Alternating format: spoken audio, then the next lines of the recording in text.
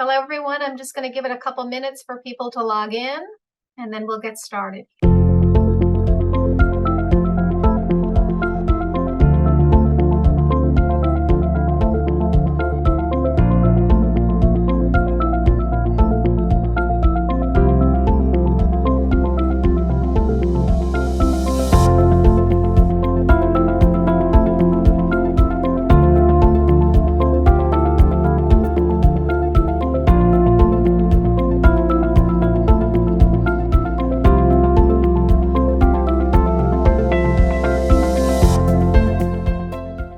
Good morning, everyone, or good afternoon to some, since this is a group that's spanning the East Coast to the West Coast.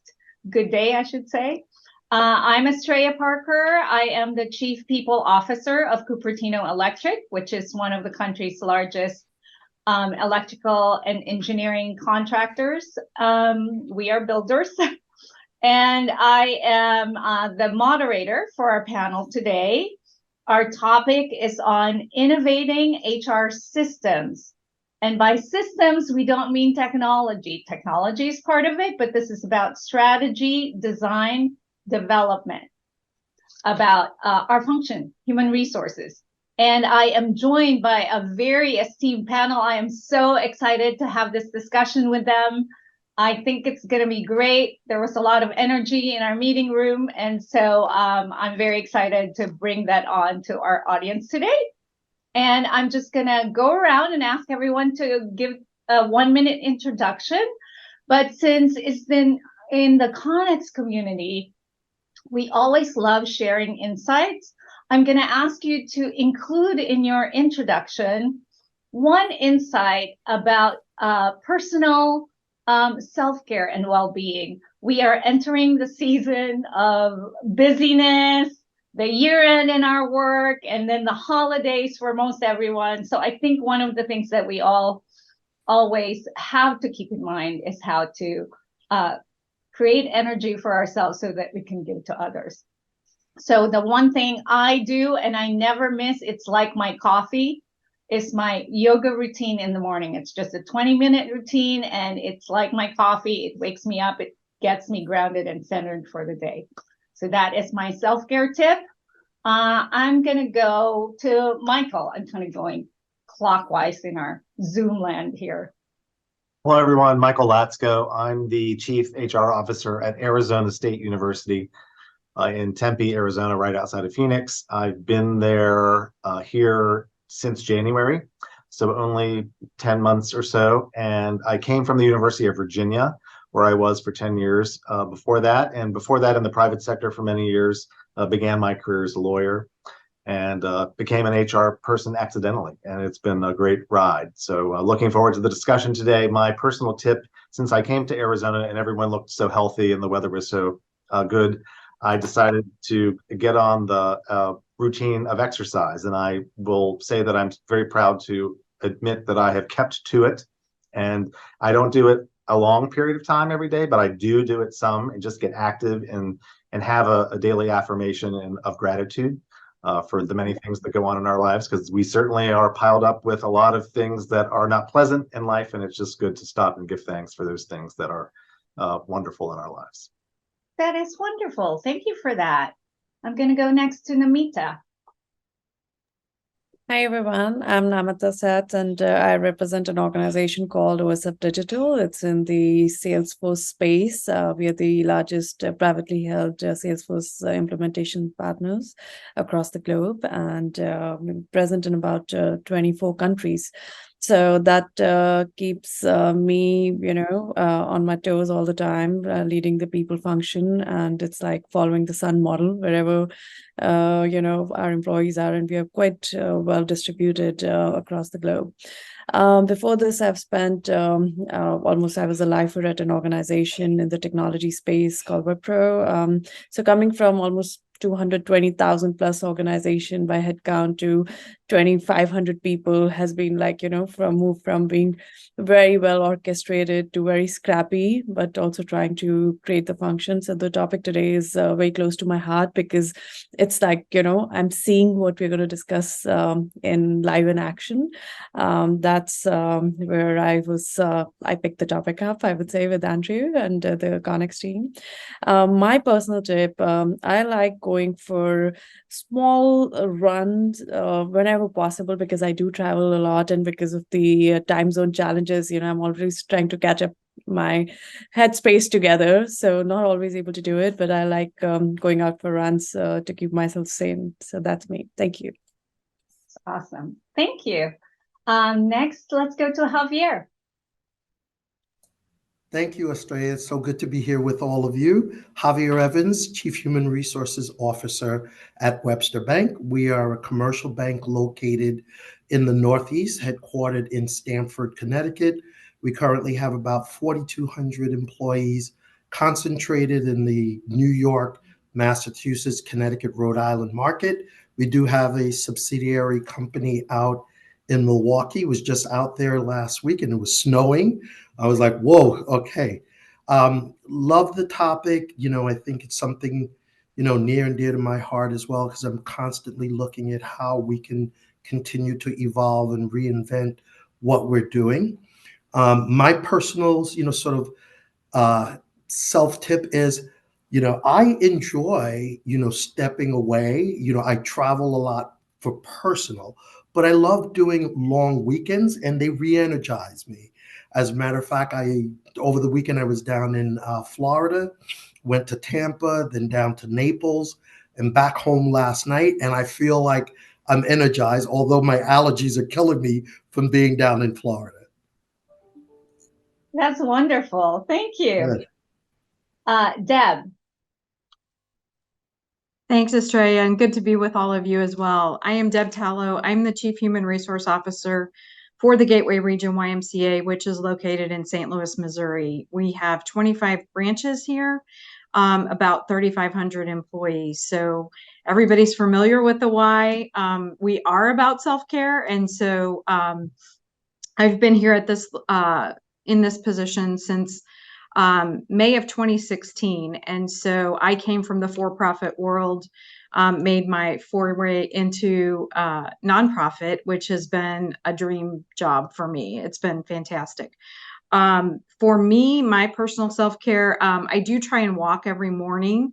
And when the weather's bad here in St. Louis, I walk inside, but when it's nice, I like to get outside. But I also make it a point to put some focus time on my calendar every single day. So I can just take a breather, whether that's taking a walk around the office or, just focus time for me to read something other than work-related materials. I always try and get that into my day. So thanks again for having me, and I look forward to the conversation.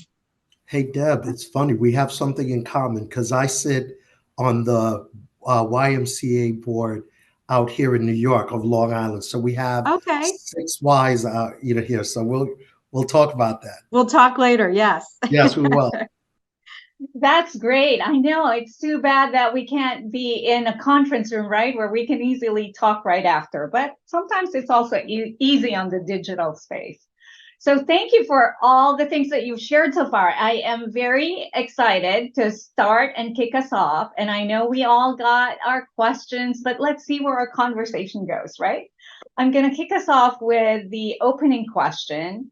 And I was thinking about how diverse this group is, not only in the kinds of companies we represent, but also the industries that we have, as well as the experiences, the industries in our experience base, and the different types of organizations that we represent. And so the opening question is, we all have diverse visions and new philosophies. That's the assumption that our friends at Connex made as they put together this panel of a new philosophy for HR design and structure.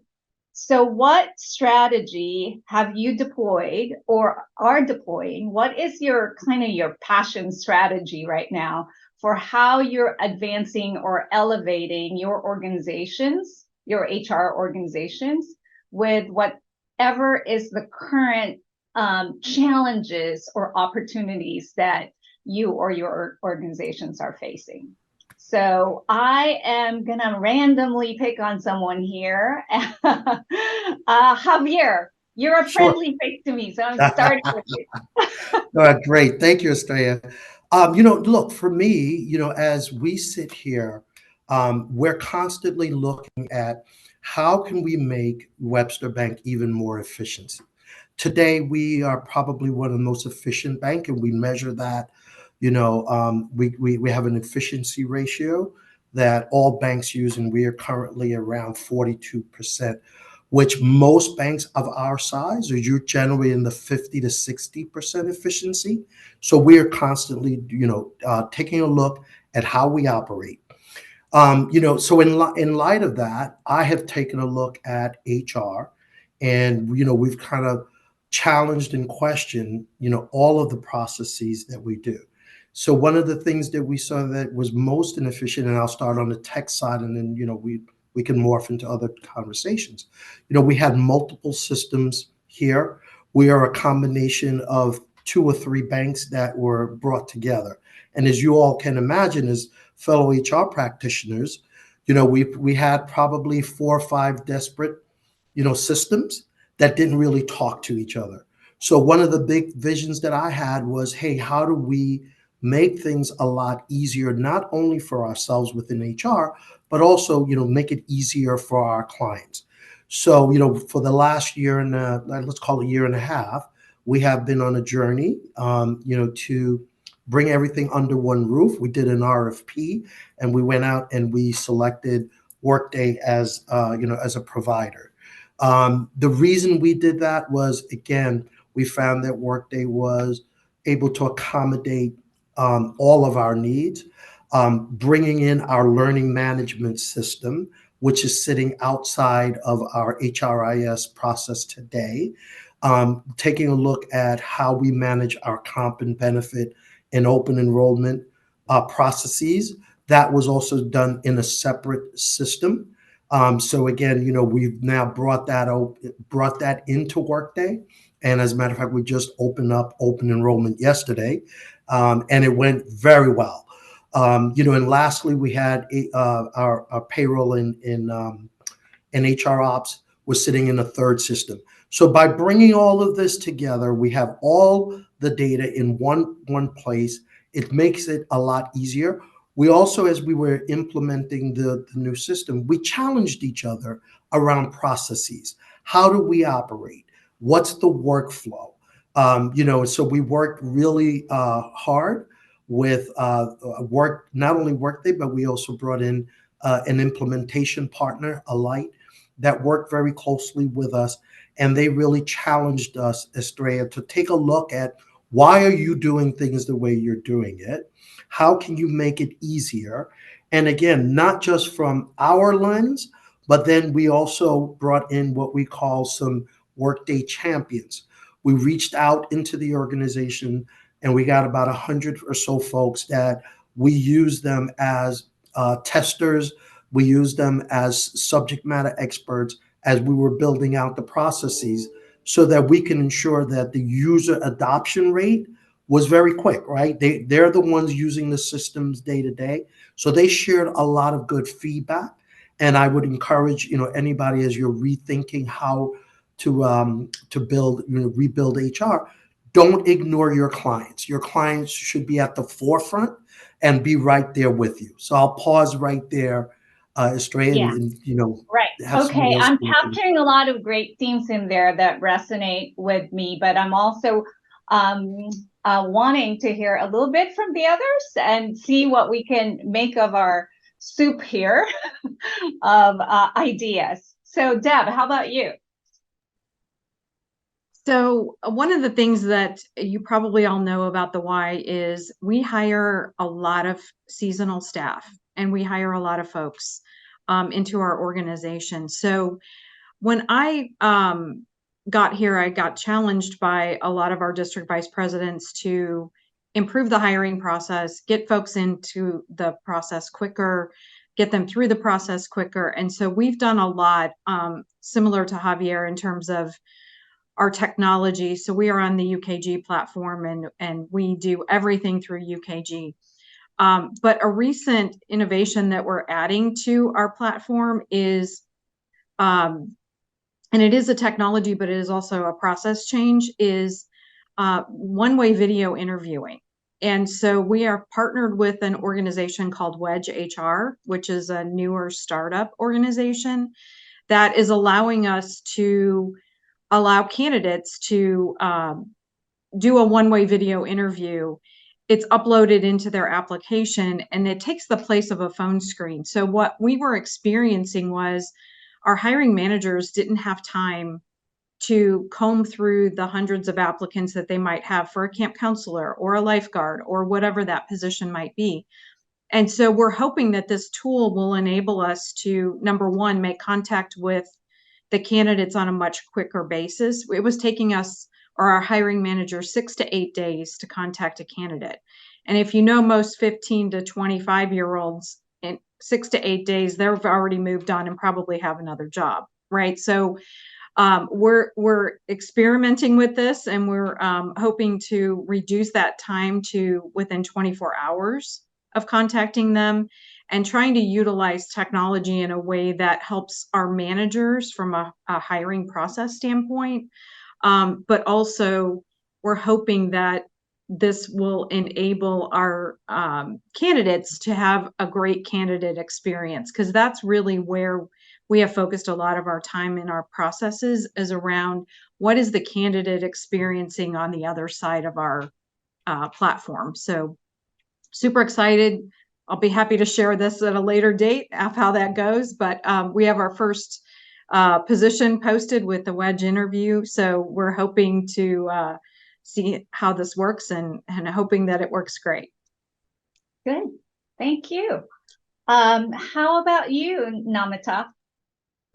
I'm going to talk about, a few things taking from what, Deb has said and Javier have said in the system side, saying that systems underpin probably everything in HR and the world that we are in today, right? And all the efficiencies, experience per se, right? You used to have systems just to automate certain, processes, but today you don't just need automation systems, you need performance enhancement, and you need efficiency-led systems, right? And that's why probably what Javier said and what Deb said, both these systems are probably leading to both of them, and productivity on part of managers, let's say with Wedge, and Workday coming with a lot of things, right? So I'm going to take probably a little different tangential shift to the conversation from systems to, how the processes on top of these systems need a different look, right? Because we are talking about the organizations where you can build on as many systems, because there's so much in the market today. There are so many products in the market today. In fact, you think of it, something that's a gap, and you will find a product that's there in the market, right? And at some point you have to think, what can you do without breaking the bank and still do, like, I'm in a smaller organization of about 2,500 people, but at the same time, the need for connectedness, that we are a remote first organization. So there is so much of a need of a good system, but at the same time, the processes, which is linked to the structural design of the organization, because it flows from how the organization is designed to how you can frame your talent archetype. In my world, we are pretty much centralized. It's, I would say, a little more command centric, command and lead because of centralization. So how I'm looking at not just decentralizing, but how can you give empowerment to the managers in decentralization, at the same time keep the check of how do you really keep governance in place. So one thing that I've learned over the last few years with myself is governance in HR is as important as having governance in client projects. Let's say I'm in an IT space, so we are constantly delivering work for So I do have because of the design conversation, I do have a project manager in my team now. So I have, come up with a role which this person is only going to help me, see all the projects, we are visioning together, but also at the same time how good we are executing them, keep us real, keep different teams together in terms of their deliverables. And a lot of processes and teams in HR are kind of interlinked. If you touch performance management subject, you may also be touching in some place the compensation subject, because how would this performance management is going to be a lever to help you in compensation. So what I was seeing is a lot of silos, and there wasn't any configuration and intersection of these siloed functions coming together, even within talent, right? Not to look outside. So this person is really keeping all of us honest. And because she comes with project management pedigree, there's a very different kind of execution and detail orientation that my team is getting now, right? So that is one design, I would say, augmentation I brought to my team. The other one being in the learning and development side, we were looking at mostly behavioral and leadership trainings, but in my current role, I also look after the technical trainings, right? And I was qualified to be dangerous at some point, because I'm not, somebody who can, envision how a technical program should look like or how it should be. So I'm feeling that in the new age of HR, you need people who are at an intersection of talent and frameworks and thinking, but also come with some kind of a SME knowledge, which is deep back into their function. So I've picked somebody who was a very talented individual who was looking at, again, on the client side, delivering projects, but is also very tuned to what is go-to-market and how we need to deliver that by way of capability augmentation in the company. So that person is now a part of my team and leading the learning and development side of the house.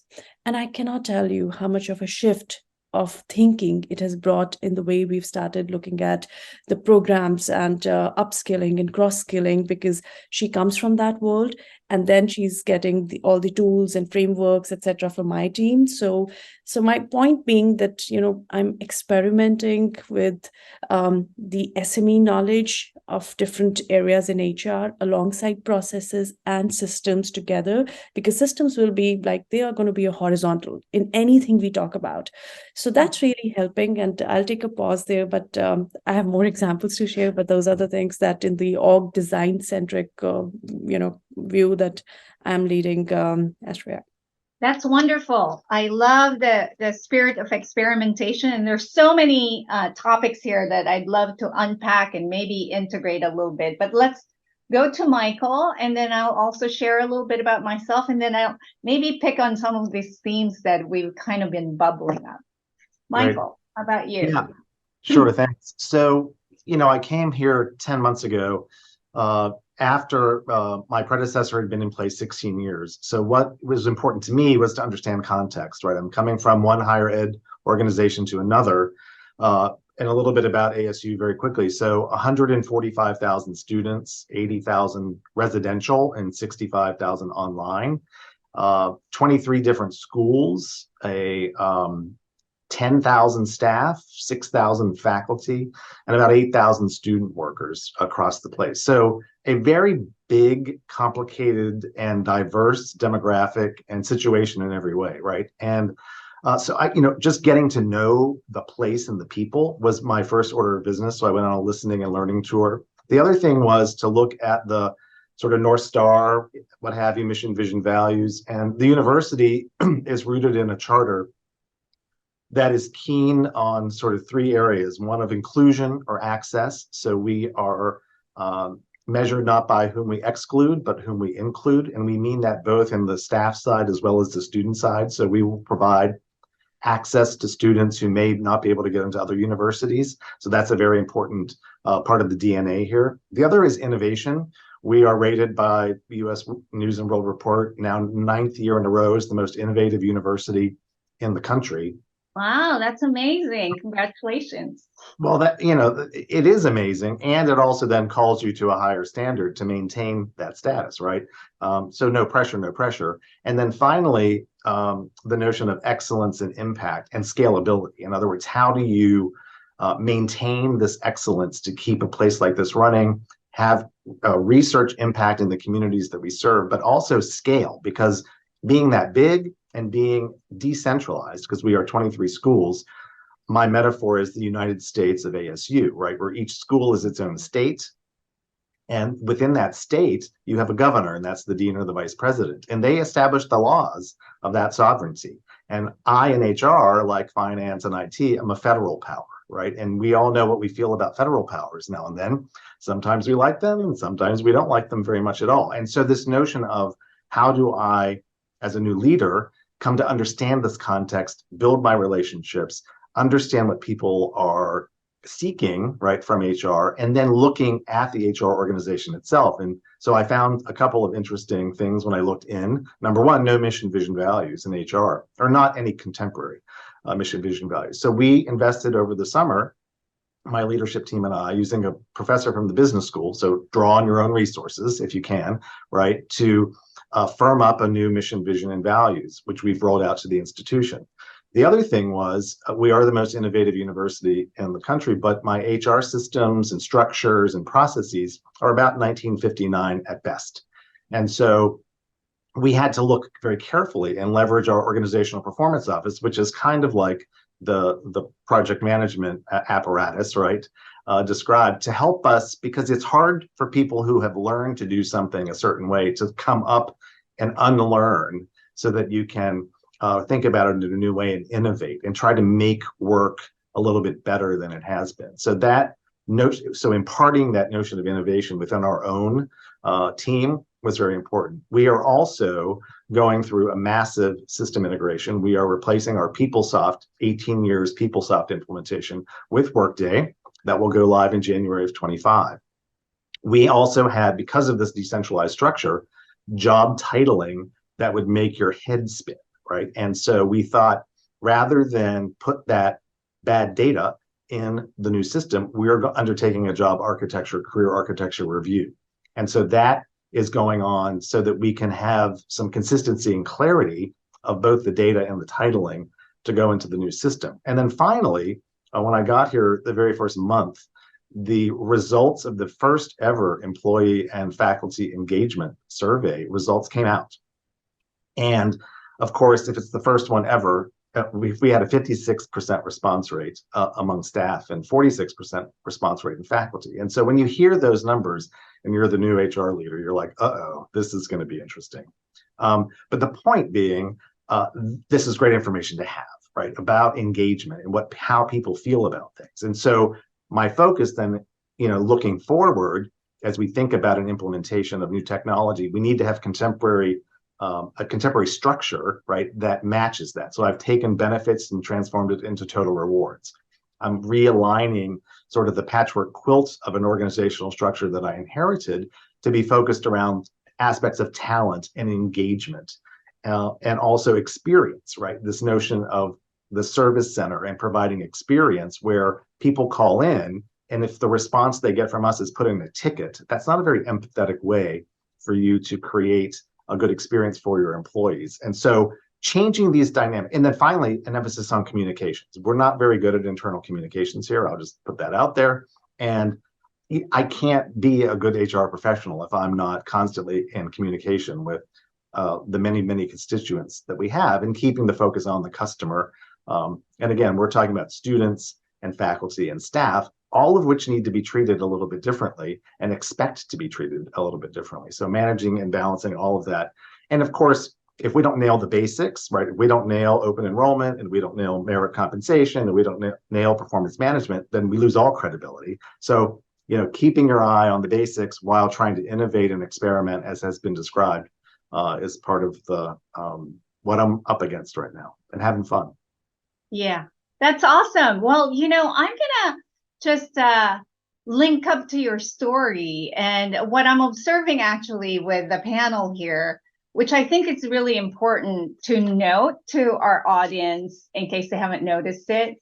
One of the things that I know is very important in HR leadership is attaching ourselves to the context of our business. So all of you, when you started your story, you didn't jump right in to say, this is what the solution that I'm doing. You told a story about the businesses that you were in and what you're finding, and then making choices based on that. So in my case, I came into this organization a couple of years ago, and this is a very people-centric organization. So I feel really, really fortunate as a chief people officer to be in an organization that is already, we're celebrating our 70th anniversary next year, but the hyperscale growth we experienced was in the last 5 to 10 years. So this organization has grown really fast in the last 5 to 10 years. So we are scaling, and we are challenged with having that people centricity. So staying people centric, but also scaling. And so when I came to the organization, it was sort of kind of old school HR, right? And what I needed to do with the team was understand where the business was, where it was going, and with my team, figure out what I called our operating model. And by operating model, what I wanted to engage in conversation is how we add value. Like what is the way we operate? What is our reason for being in the organization? There was a lot of technical things that we looked at. We looked at our maturity models in the different areas, etc. But one of the things that I do want to just shape with the rest of our conversation here, because we talk processes, we talk systems, we talk framework, methodologies, we talk organization structure, is at the end of the day, all the things that we do are still dependent on the people we engage in our teams, right? And so that very important aspect of connecting what we're doing to the spirit of every individual and the spirit of the team was an important part of what we did. And I'm just going to scoot over here and grab or read out our mission statement in our people team, which we created after I did some restructuring. But this is what we say about ourselves. We believe in the collective power of people to create and activate unlimited possibilities. We create with insight, passion, and care, CEIs, people-centered programs, processes, and infrastructure that enable our business to thrive. So this was carefully created by my leadership team, and then we launched it with our team. And this is a way for us to connect the work that we do to who we are as people. But like all of you, I was working also, and my team was working on a model where we are COE based, but our reason for being is the business, our customers, who are the managers, and the employees of the organization. And when we say curate, we are saying we don't have to invent everything. We can take from the world, but what makes us unique is we understand our customers and we understand this business. So whatever we put out there, we will do for the sake of our customers and our business. So, and we do a lot of the things that you're talking about, and I'm taking some notes too, because we're about to develop a business case to integrate all of our disparate systems. And so I'm scoring 2 for Workday here and 1 for UKG, and we'll see about that.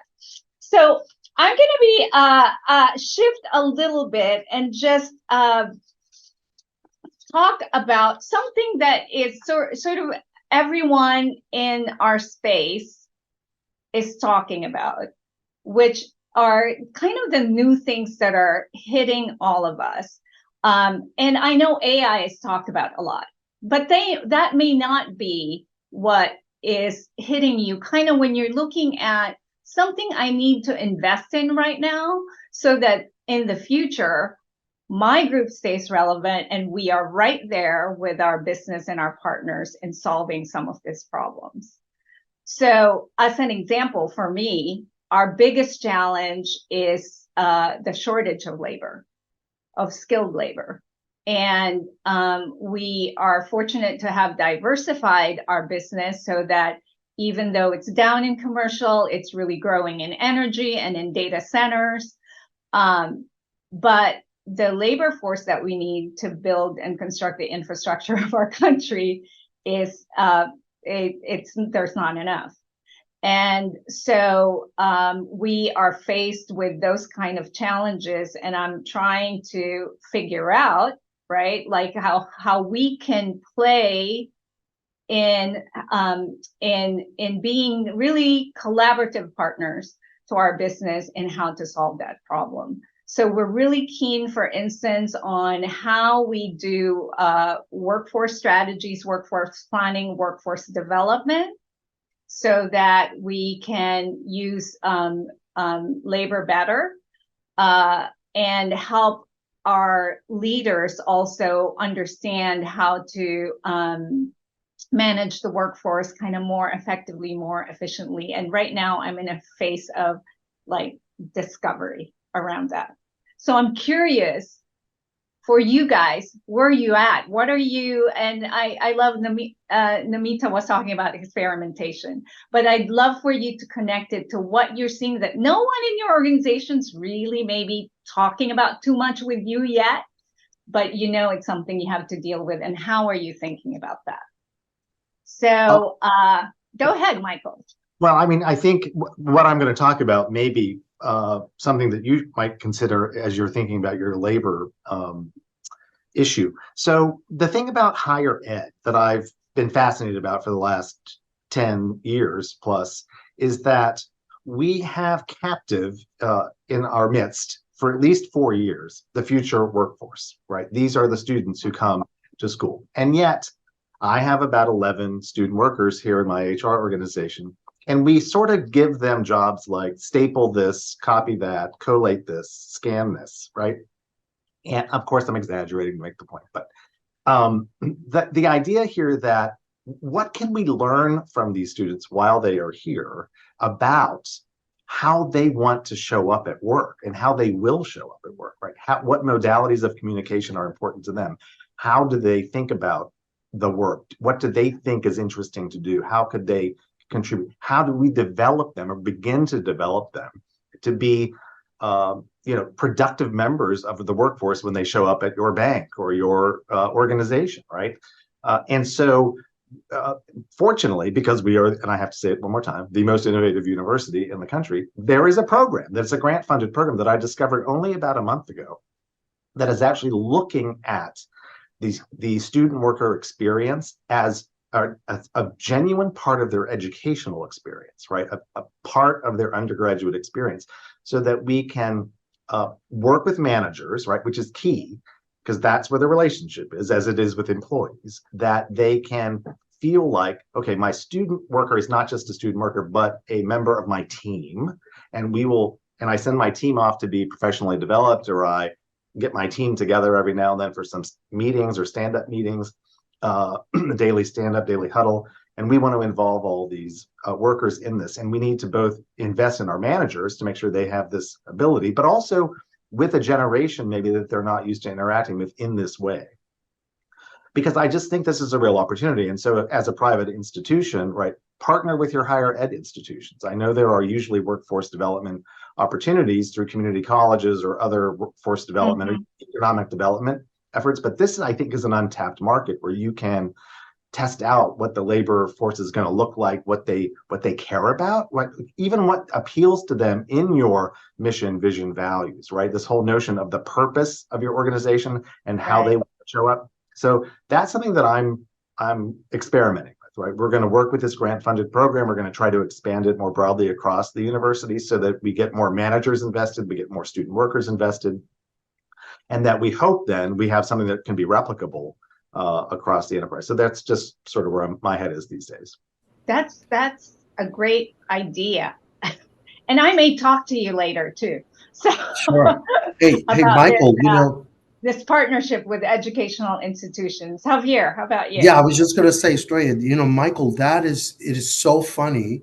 One of our local colleges here brought together a group of banks. It was about 20 of us, all, you know, CHROs or chief people officers. And we had a conversation about what are the specific needs of your workforces, right? You know, they were looking to create content and programs and fields of study that would directly lead to, you know, careers in banking. And we spent a full day talking about the experiences, you know. So I love the notion, Michael, that you are thinking that way. I think that there's an opportunity for greater partnerships like this, because when I sit here and I look, if I think of parts of banking, you know, there's such a shortage, you know, commercially oriented bankers, you know, people who have great, you know, accounting skills, or they have the financial acumen to sit down and do financial analysis, right? We are taking folks right out of college, you know, they come into our internship program today, and I'm having to teach them accounting or reteach accounting, because then they have to learn how to spread numbers, put them into a, you know, into a financial statement and do analysis. So I think those types of partnerships are phenomenal. And it's things like that that I'm thinking about, you know, Yeah. for the future, you know, as well. So, you know, how do I create,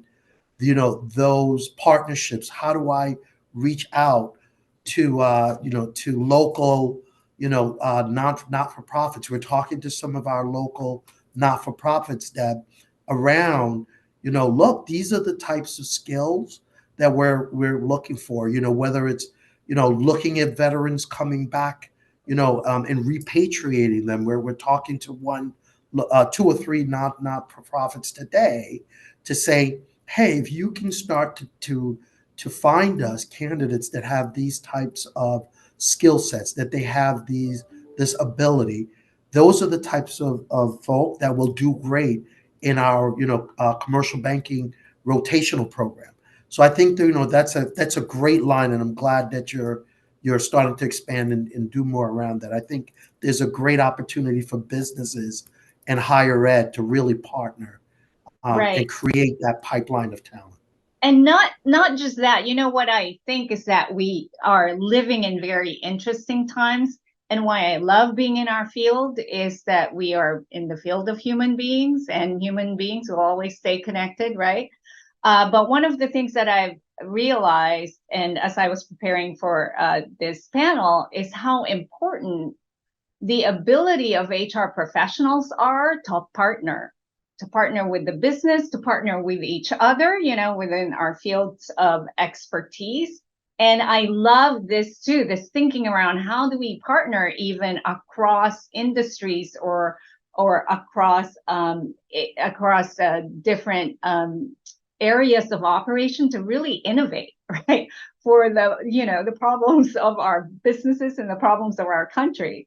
So I think it's very interesting. I just had this notion of blurring the lines of how we operate, blurring those lines in order to keep everything moving and keep everything whole, and not waiting for everything to be perfected, but, you know, keep progressing. So, Deb, how about you? What are some of the things you're playing with and experimenting with? Yeah, so we are trying to look at becoming, at least within RY, Missouri and Illinois' first employer, right? So we're in 2 states. Here in St. Louis, we're in Missouri and Illinois, and we recently started hiring 15-year-olds. And we actually, as a part of our strategic plan, are looking at hiring 15-year-olds not just as employees, but as a program, right? How do we build the workforce of the future? How do we give young folks their first opportunity in the workforce? And what does that look like? So we have built out an entire program, whether it be in our camp programs, around counselors in training that can then feed into our next pool of counselors.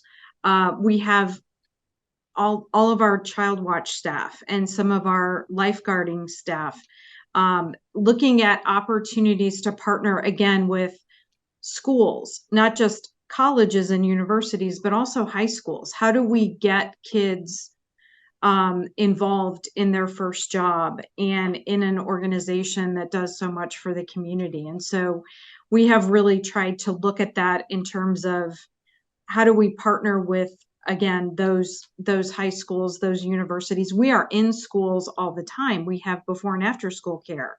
So how do we build those relationships and those partnerships and really look at it from a different lens of how do we improve really improve our safety around water, right? There are statistics that show that people of color, particularly African Americans, have a higher propensity of drowning than Caucasian, right? And so how do we take what we are doing as an organization and filter that through the HR platform and the HR space that we can then contribute to some of those goals that we have of creating drowning prevention programs and having teachers and employees that look like the communities that we are serving in order to meet those strategic objectives. So that's really been a big undertaking for us in our last few months, and it's great to see the progress that we've made. We actually set a goal of 2,500 youth employment, and we are well over 3,000 now. So it's really a fun part of being in the HR space right now and seeing how we link again back to what we talked about originally, the business itself, right? We are in the people business as well. Everything we do is people-based. And so how we can contribute to our organization from that standpoint has been a really impactful piece for my team and for the HR space and for our relevance to the organization. Yeah, that's great. That's wonderful. How about you, Namita? I mean, I know you were talking about some things you were experimenting with, but this is more oriented to future to support kind of the future needs of your organization. Sure. In my previous organization, we would always go to graduate schools and engineering schools for engineers. And what we were seeing is even if you're bringing fresh graduates, you're going to be putting them on 2 to 3 months of training programs to make them productive. So you're still investing. It's not you're getting people right ready and they're ready to be on the projects, etc. So what we started looking at is we started looking for people early, catch them early during community colleges, because there was also a thing between cost, productivity, and how much are we able to give careers to people and also contribute back to the communities we are in. So my organization not just started working with I had actually initiated that with Borough of Manhattan Community College, and we had something called boot camp, where we had 5 employees who were senior colleagues in the organization, and they would go and teach, and that was getting as a part of their goals too. So they had a goal on billability, but we would give them some kind of that you can, so they orchestrated a whole program, and we were able to start small, like just with 50 employees from the college, and then it gradually grew quite significantly as a program. And yes, as you get into the phase, you talk about the whole cycle of how do you keep them motivated, because now, yes, you've got those people in cheap because, that's what you pay for people in a community college, but they're going to be fast employable in the world today, right? They have the right skill, they have right attitude because they want to learn, they want to deliver. And so there is a whole cost conversation then you lead to. But the essential point to know is it's not just the entry. My learning was sometimes we spend so much time in, devising the program and entry of the program, but the mid part and how we are going to, take this program to fruition is also the downstream part where we need to spend time, because we started seeing a lot of folks who joined us started leaving us early, not for anything, but a lot because they were employable in better roles at better compensation. So, paying attention to the downstream of the program was equally important. So we had to change some tactics. We also had another great intervention where we sponsored some 5 university teachers to be, trained in tech across the East Coast area. And it was again giving, like, as a part of our corporate CSR initiative, but that also paved. We started, it was a 3 years program, and that helped, I think, in a way, because those teachers started to, where we started and where we were with them, the questions and the conversations and the mindsets started getting to shape up. So it's about not just touching who you are going to reach out to, but also the teachers in the process, because they are the main conduits of shaping the mindsets of the students in the colleges. So those were a couple of things that I've been personally involved in, Eric. Yeah, my God, where does the time fly? I feel like we're just getting started and getting juicy, but I'm looking at the time here, and I know it's time for us to wrap up. I just want to thank you for all that you have shared. I'm just bursting with ideas and insight, and most of all, I am really grateful that we have this kind of opportunity to share insights and knowledge. And if there's one big takeaway I have here, start with really understanding your context, leverage everything, your process, your technology, your people to drive towards value, and partner. I think All that right. sums it up great.